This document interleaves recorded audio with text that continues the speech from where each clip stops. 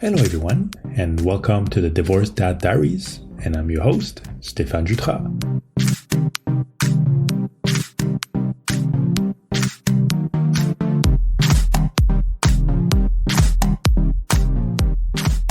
It's already been a couple of weeks since the first episode of the year, and as I mentioned before, I wanted to start this new series that I wanted to do, if we can call it a series, but at least a couple of episodes on that topic. On the topic of what if. I mean, the last episode, if you didn't listen to it, I would encourage to go and do that right now. It was the what if the divorce never happened.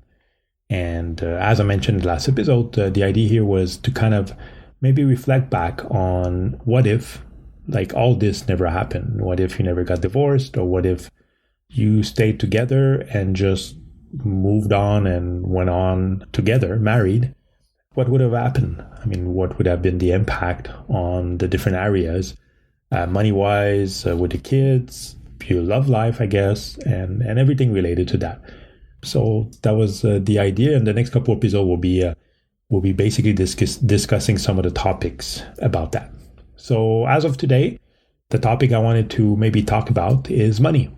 I know that there was a few episodes already on the money part of divorce, and even through some of the recordings, you'll probably hear me talk about it. I mean, it's an important topic, obviously, and it's a topic that affects everybody, and something that's not easy. I mean, people say money is not that important, and even before divorce, you think, you know what, I don't care, I just want to finish the relationship or be out, and I don't care about money. But realistically, a divorce has a huge impact on everything that's financial and all the money aspect. So it can be your bank account, your personal money, basically if you have retirement plans, if you have money on the side, if you have assets, houses, cars, so pretty much everything. And even food. I mean, just the basic money, you never really think about it, but you need money to buy food and basic stuff. And sometimes what happens is you get in that position where even that gets kind of difficult after a divorce, because a lot of money is basically mobilized, or it's split with your ex-partner, or you end up having to pay a big child support or spousal support, and it makes it difficult to make ends meet anymore. And that's the thing. That's the thing that you don't always think about it, but having your life, and just after many years, especially when you're a bit older and you basically accumulated a lot of assets or put money on the side and everything like that, and you kind of got into a routine, you don't always think about the impact of divorce on that front. And a divorce can be quite expensive. I found a nice article on the average cost of divorce that was written in 2020, so it's pretty recent. And I know I mentioned some numbers in another episode, but what I'll do is I'd like to go through it a little bit and just kind of discuss about the impacts of a divorce on the financial. It's something to think about before moving forward. If you listened to my episode before, you probably heard me say it many, many times. I didn't really sit down and think about that part when we decided to get a divorce. It was more like, let's move forward and let's do this. And I never really sat down and kind of looked at the numbers and the what if and, the different situation that could come up. So I kind of just went ahead first. And one of the definitely advice that I would have would be to actually try to sit down and just put some numbers down and think about the different situation. Even the ones you think will never happen might happen. And I know, again, on my side, happened too. So looking back, I would definitely sit down and look at that. So let's dive into it. I had found an article that, again, I'll put the link on my website if you want to know more.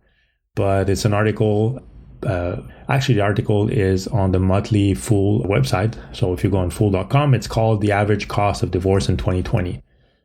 And it's by Christy Bieber. So it was published in November 2020. And I was reading through that article and I found it very interesting because, again, it's a topic that I think everybody thinks about it, but we just kind of don't spend much time on it beforehand. So it's always, I find, after the fact, when everything is started and the wheel kind of started rolling, that's when we decide to sit down and look at at the impacts. And sometimes it's a bit late, and sometimes I would say it's a bit too late to basically react, and it's very hard to go back. So you're kind of stuck in that.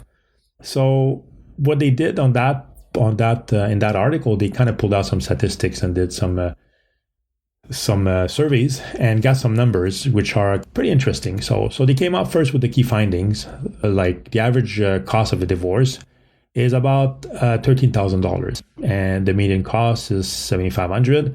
And obviously, as we would think, an uncontested divorce with, there's nothing contested and everything, could cost an average of $4,000. And if you have any dispute over the children or all the alimonies or spousal support and everything, that cost will go up for sure. Funny that we talk about it starts maybe around $4,000 if basically there's no contested issues and both parties agree. There's the other statistic that says if basically the divorce goes to court, it goes up to about $24,000 for the divorce on average. So it's a huge jump. So if you see it's six times, a bit more than six, 7 times the price if it's uncontested. So it's huge. And again, those are average prices. Depending on everybody's situation, it might definitely be higher than that.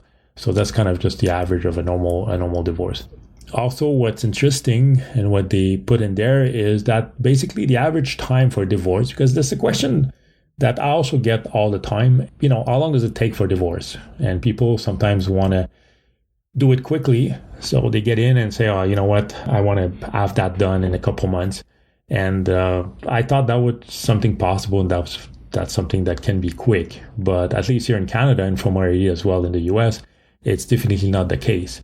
If it's uncontested, I would say, and everybody agrees, and can be pretty quick. But the moment that there's something in play and you have assets to share or kids or anything else, it takes a little while. So the statistics I have here is on average, it takes between 12 to 18 months to finalize the divorce. Just in comparison, for me, from the beginning, I guess, to the end, it took almost 3 years. So that's a very long time.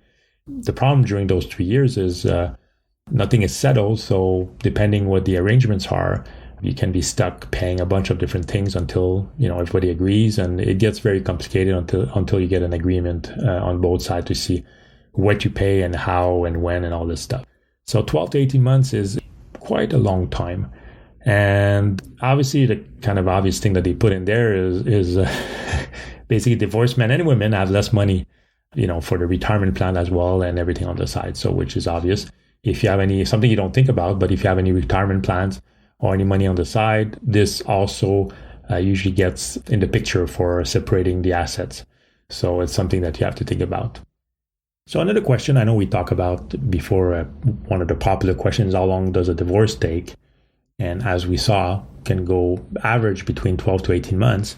There's also how much, attorneys and how much does it cost? So here too, they came up with some statistics, and I guess the average price for an attorney is around $250 an hour. So that's a lot of money that you have to pay. And sometimes what happens too is, it's times 2, right? So you pay that and your partner as well has to pay the same. So, $500 an hour, it goes up very, very fast. So definitely you want to minimize that. But at the same time, if you want to do it quickly, at least quicker, and that's one thing, again, I mentioned in previous episode, as much as doing it yourself is a lot cheaper, and a lot of people prefer that, and I think it's probably the best way, obviously. But realistically, if it doesn't go anywhere, the price of dragging the divorce for years is quite a lot. And in my case, that's why I realized at one point that I had to get lawyers involved. And that's when, even though I had to pay more money, that's when it sped up the process. And if you think about it, the money you would spend and you would waste, kind of going back and forth and not having any decisions. And during that time, you still have to probably pay for the house and pay for a bunch of stuff.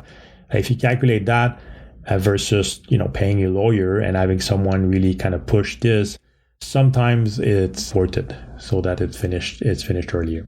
And also, again, like I said, if you're best friends and everything gets resolved, it's perfect. But sometimes it's very difficult to get any resolution without involving lawyers. They know the process and they're the one pushing. And for me, it obviously was a huge expense. It's probably the biggest expense in all this, but it was worth it. And I would have probably wasted even more time on that front. So I'm definitely happy that I got a lawyer involved in the process.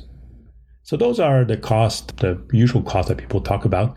There's also a bunch of other miscellaneous costs and expenses that come in the picture.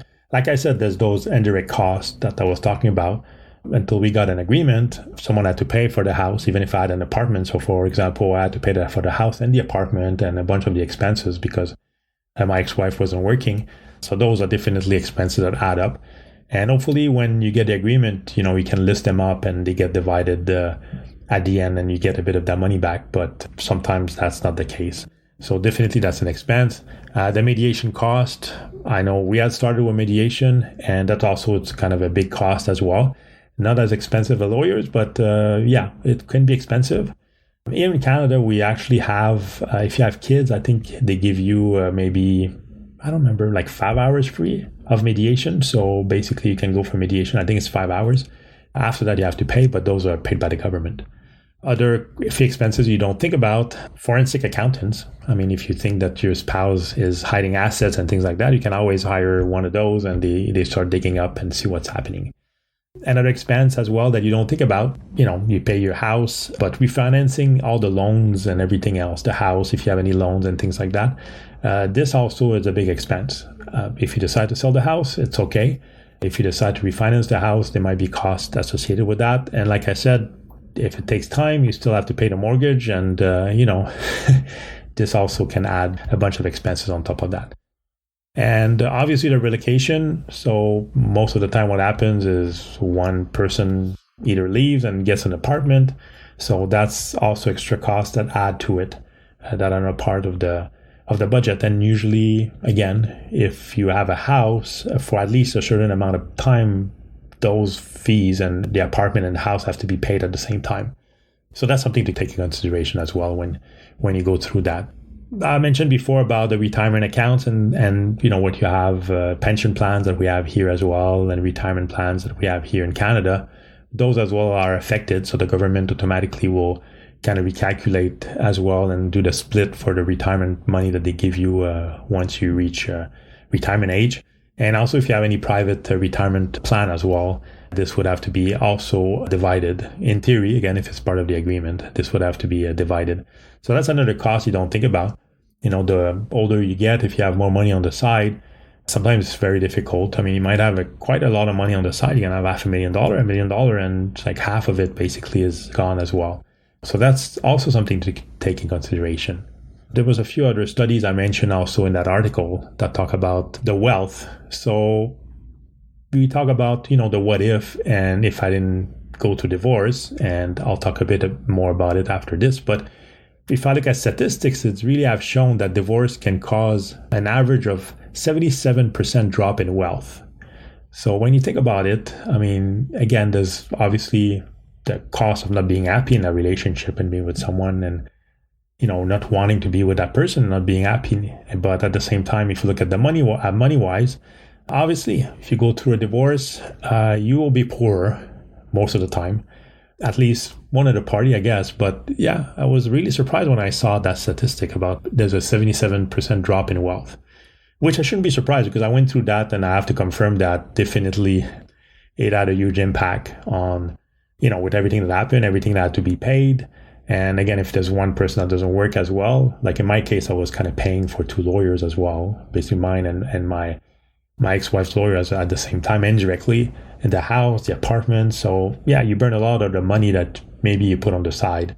And definitely when everything is over, I was a lot poorer. So you get a lot poorer for sure. Even though I'm a bit surprised about the 77%, I definitely believe it.